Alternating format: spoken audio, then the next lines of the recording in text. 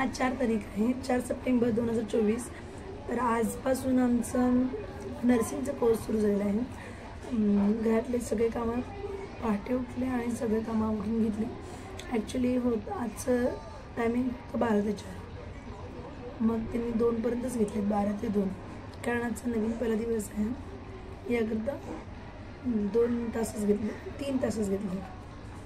2 वाजून गेल्यावर सोडले. तर नमस्कार, मी गीतांजली सज्जलंगुटे आपलं सहर्ष स्वागत करीत आहे. बाप माझं पाठक चॅनलला जे पहिल्यांदा आहेत ते सबस्क्राईब करा आणि बेल आयकॉन घंटी दाबल्यामुळे तुमच्यापर्यंत नोटिफिकेशन येतील आणि लाईक करत जावा. स्वामींचा जय जयकार करायला विसरू नका.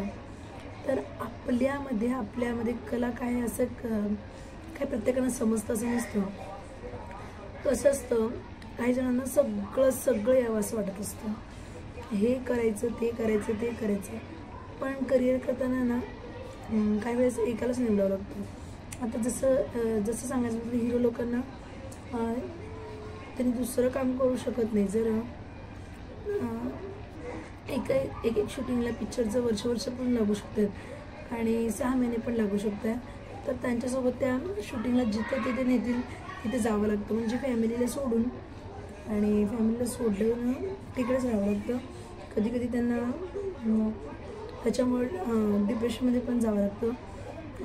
आपल्या घरातल्या मंडळींना, बाळांना, आपल्या बायकोला, आईवडिलांना वेळ देता येत नाही. त्यामुळं पहिलं असं करिअर असतं की त्याच्यामध्ये आपण पहिला पूर्ण विचार करून मगच ते जॉब स्वीकारलं पाहिजे, असं असतं काही जॉब. आता इलेक्शन ड्युटीमध्ये पण असतात ते, त्यांचं पण खूप काम असते. तर त्यांना पण जेवायला पाणी प्यायलासुद्धा वेळ नसतं. तितकं इलेक्शन जवळ आल्यावर तेही खूप काम करतात, कारण की त्यांना दाखवूनच असतं तुम्ही आम्हाला परत निवडून द्या, आम्ही तुमच्यासाठी काही करू शकतो हे दाखवूनच असतं.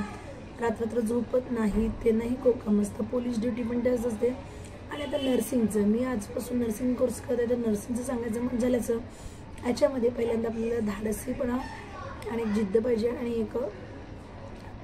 एक काय म्हणतात त्याला, म्हणजे भित्रेपणा नसला पाहिजे. धाडस असं मी हे करू शकते, आपल्याला पॉझिटिव्हिटी राहताना पाहिजे. आता एखाद्या व्यक्तीचं तुम्हाला ऑपरेशनमध्ये नेलं, पहिलाच दिवस आहे, तर काही नर्स सांगत होते आमच्या, त्या काही जण चक्करूनसुद्धा पडतात. आपल्याला खायला काहीतरी पोटात गेलेलं असतं तरीही चक्करून पडतात. म्हणून म्हणजे शक्यतो आपण हॉस्पिटल ऑपरेशन थिएटरला जाण्याच्या आधी खायला पाहिजे, कारण ते समोर आपण बघतो आतील पोट वगैरे फाडत असतात.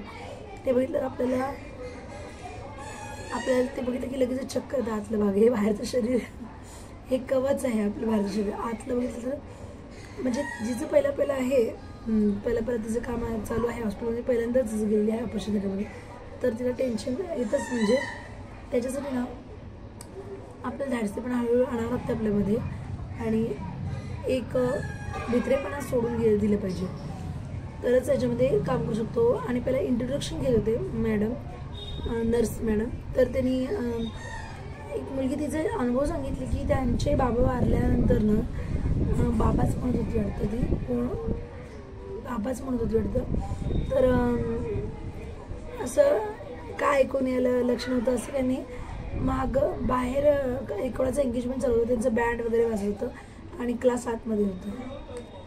आणि तिथे मोठं सेवा क्रीडा संकुल आहे. तिकडे लग्न समारंभ, हळदी, देवकार्य, एंगेजमेंट वगैरे होत आहे.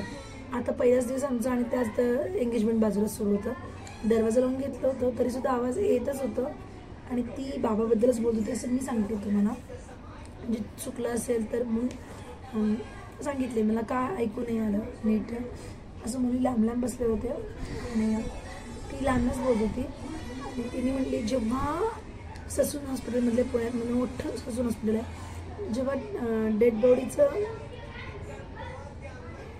कुठे डेड बॉडी सगळं काही त्याच्यावर शस्त्रक्रिया म्हणजे काहीतरी करतात ते काहीतरी करतात.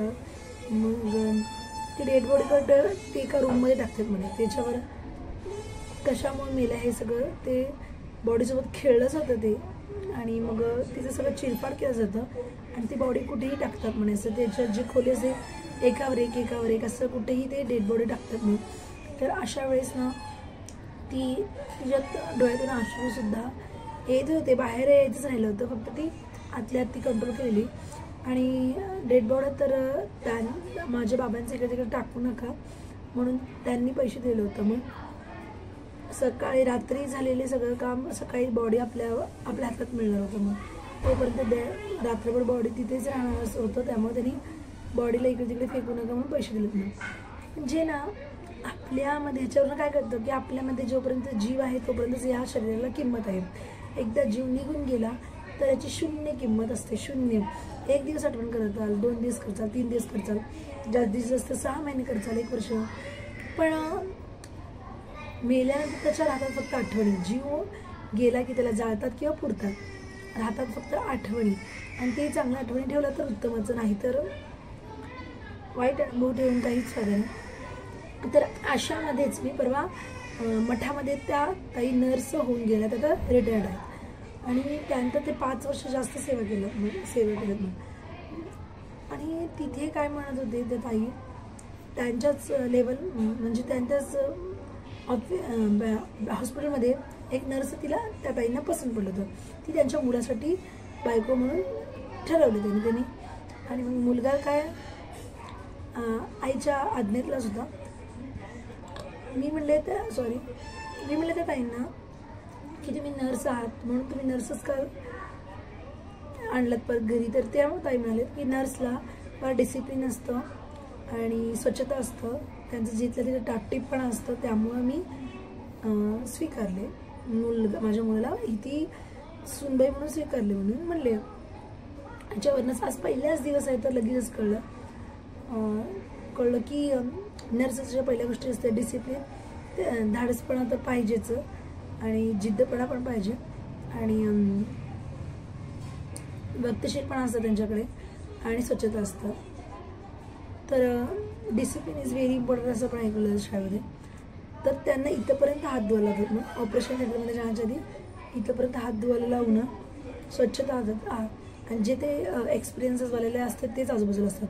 आणि आपल्यासारखे आता तर नवीन आहेत तर त्यांना ना हॉस्पिटल थिएटरमध्ये ऑपरेशन थिएटरमध्ये नेतात, पण त्यांना लांब उभं करतात, फक्त बटन चालू करा वगैरे असेल तर ते तसलं काम करतात. आता चुकून आपल्या हातून काहीतरी ते पडलं, जसं प्लेट असतं ते काय म्हणतात त्याला, त्याच्यामध्ये सगळे शस्त्रक्रियेचे जे साहित्य असतात, आता ती अनुभवी डॉक्टरच्या हातात देणं. याच्यावरूनच आपण बघतो कुठल्या हॉस्पिटलमध्ये त्यांच्या जे स्वतंत्र ज्यांचे रूम असतात तिथे कंपल्सरी डेटॉलची बाटली आणि हँडवॉश करायला बेसिन असतं.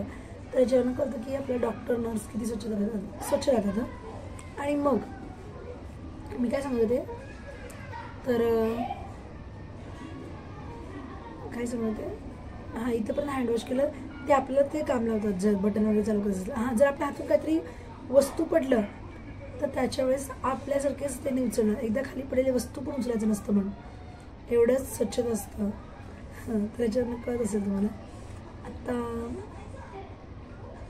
अजून उद्या आज आम्ही जे शिकलो मी तेवढं तुम्हाला शॉर्टकटमध्ये सांगितले आणि उद्याच्या ह्याच्यामध्ये काय सांगतील ते परत सांगत जाईल मी.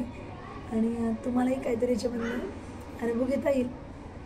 आभाळ भरलेला आहे. चला तर एक व्हिडिओला लाईक करायला विसरू नका आणि स्वामींचं जयघोष करायला विसरू नका. श्री स्वामी समर्थ माऊली आम्हाला चांगली विद्या बुद्धी द्या, आमच्याकडून पूर्ण सेवा करून घ्या, आम्हाला सुखी समाधानी आरोग्य पण चांगलं छोटं तुमच्या छोटं. श्री स्वामी समर्थ.